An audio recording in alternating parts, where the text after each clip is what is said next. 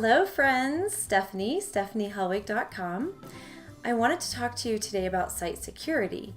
I recently did a blog post over at restored316.com, and I will link to that blog post in the post on my website associated with this video if you want to read that one. But it got me thinking about site security. I know that a lot of us hold this fear of being hacked. And so we would like to take steps to make our sites more secure, but don't know where to start. So my goal today in this short video is just to give you a few simple things you can do in your WordPress routine to help take some steps towards site security, just to alleviate that fear of not having your site secure. So I'll put all the links that I mentioned below this video in this blog post, and if you're seeing this video on YouTube, you can go over to my website at stephaniehellwig.com. I'll link to it below the video, and you can get all the links I mentioned as well.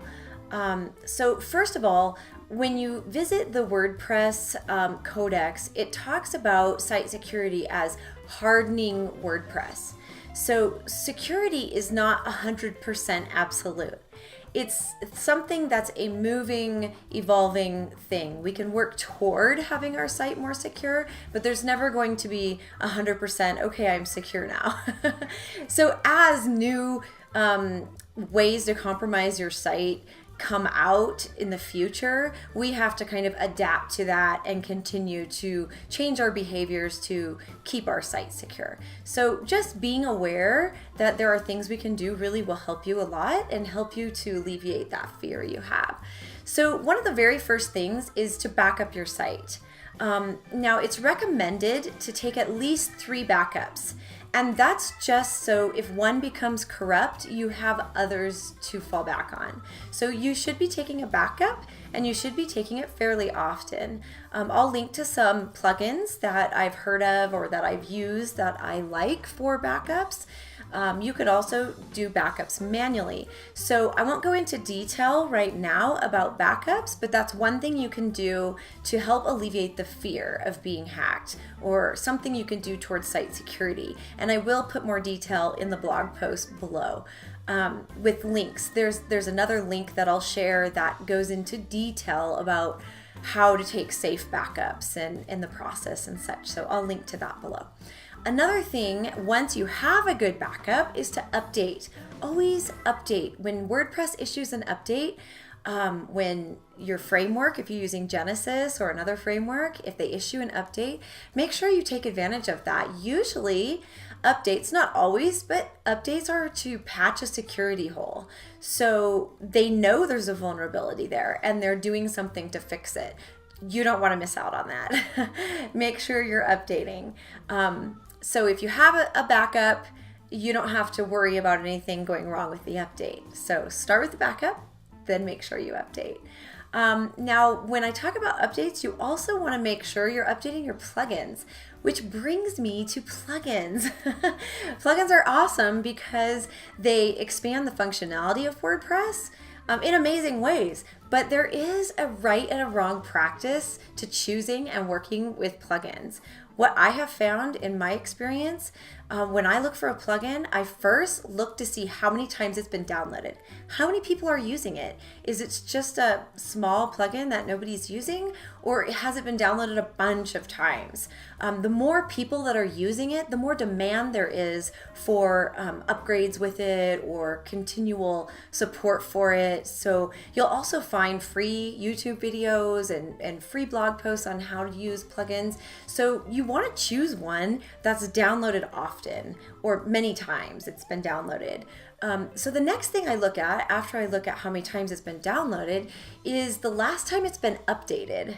So when I choose a plugin, how many times has it been downloaded and when was the last time it was updated? And the reason I look for that is the developer, I want a developer that's in the game. Someone who, when there is a security risk or an issue or a conflict, they're on top of their game and they're gonna fix that plugin. Because if I'm using a plugin that extends my functionality, it's seriously gonna impact my business online or my blog.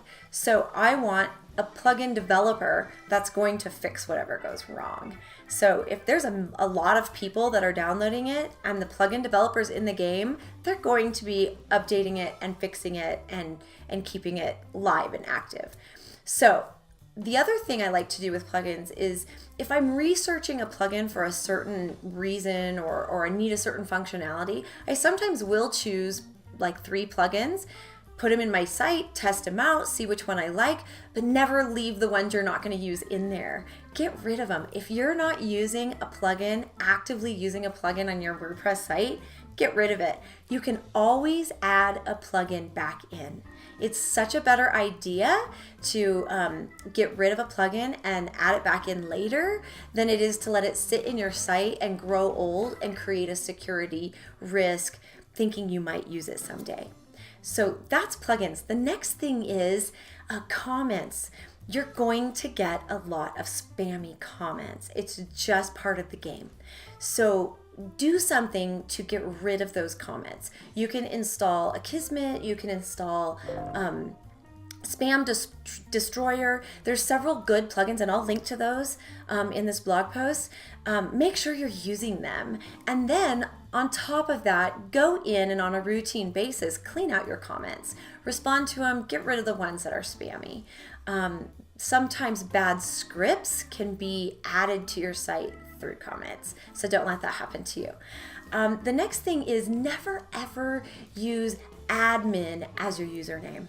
Keep your username and password something that's not easily guessable. So if you can't come up with a username other than admin, just use your email. Anything is better than admin. Then with your password, you'll want to make sure you mix up uppercase, lowercase, special characters, and numbers. And if you can't come up with something or it just frustrates you to try to figure out a good password, there's lots of awesome password generators available, and I'll link to that below as well. So the other thing with passwords, once you have a good username and password that's not easily guessable, you do want to change your password quite often. Just keep a document somewhere, keep a day planner or a note somewhere that has your most recent password, but keep it changed up. The other thing you can do is choose an appropriate host. So shared hosting is always going to kind of keep you exposed to a bit of vulnerability just because it's shared hosting. But you should know what your options are. There's other options for hosting. There's managed WordPress. There's all kinds of hosting available. So make sure you choose one wisely. And then with the host, you also want to choose one that's hardening WordPress on their end as well. What are they doing? What are the steps they're taking to make their sites that they're hosting secure? And there again with hosting, you want a bigger player in the game. So if your site or the host's servers get hacked, you have someone who's going to be on top of it, a team that's going to be working on it. It gets you online quicker if something happens. If they have a team in place, they can handle that and get you back up. So make sure you choose your hosting wisely as well. So that's this quick video on what to do to keep your site secure. I hope you found some kind of little nugget to help you. And I will also add a PDF in the blog post below. So if you don't have time to read it all at once or you'd like to print it out, you can just put your email in and get that download. So thanks for listening and visit me over at stephaniehelwig.com.